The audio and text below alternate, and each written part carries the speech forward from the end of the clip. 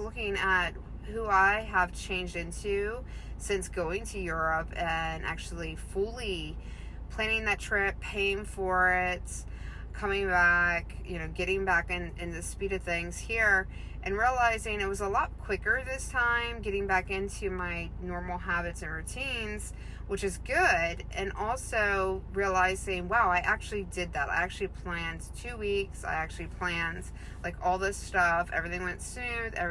Nothing fell apart. It's not like nothing weird. It was a really good experience for me to do, because this is the first I would say solo trip experience that, even though it wasn't solo, it was with my older daughter, but solo in the fact that I didn't have anybody help me plan or help me figure out like the planes, the trains, the transportation.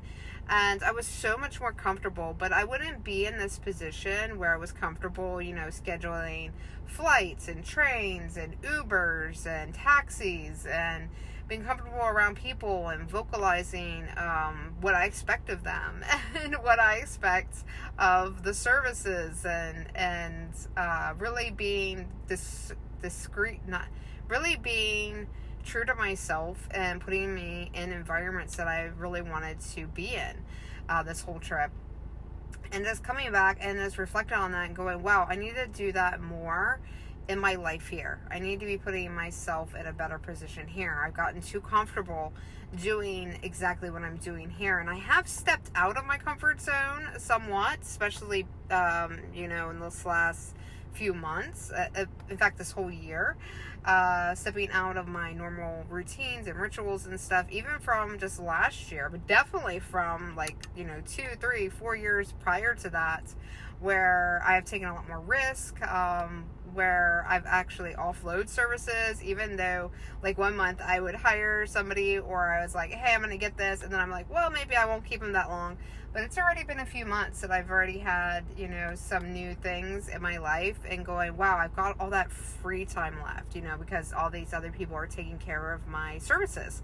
And so it just really starts small and it really builds up, and then you look back and you realize how much you are capable of. And it takes those little bitty micro steps, those little bitty seeds that you plant every day to get out of your comfort zone, to the extent so that I actually made this investment in traveling and taking my daughter and doing all these things, which there is no way I would have been able to do if I never took those micro trips by myself, and actually, kept investing in my education and kept investing in, believing in the lifestyle that I essentially envision, that I see, one of freedom, one of total freedom to do things, to invest in projects that I feel passionate about investing in, to actually believing in myself enough to invest back into my own learning, to my own businesses and my own direction, and the building upon that that global brand that I see, that I know can be realized. I just don't know exactly how, and I don't know all the details, but I just know that it is there, and I just got to believe that it's there and keep making that process easier on myself by taking these little micro risks, you can say, and then keep putting myself out there, but like I said, really believing in myself, keep putting myself out there, and just keep taking, bigger and bigger risk. And the more bigger risk I can take in the shorter span of time, the quicker my bigger dreams, my bigger goals will be realized. So now is the next phase, and I'm super excited about this new phase, even though, yes, I am still nervous because it's things I haven't done essentially for myself. And I'm super excited to share the process and the learning here on my socials.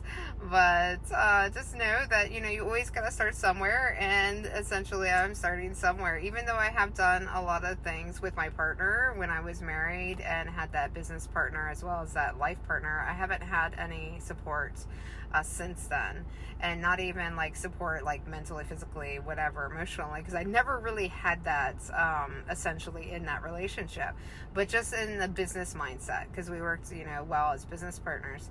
I don't have that either. And every time that I think I find a good fit for a business partner or a collaboration, I wait a month or two, and then I see their true intentions, and then I realize that it's really just in the benefit of themselves. So I totally understand everybody must like phone them for themselves and benefit, as well too.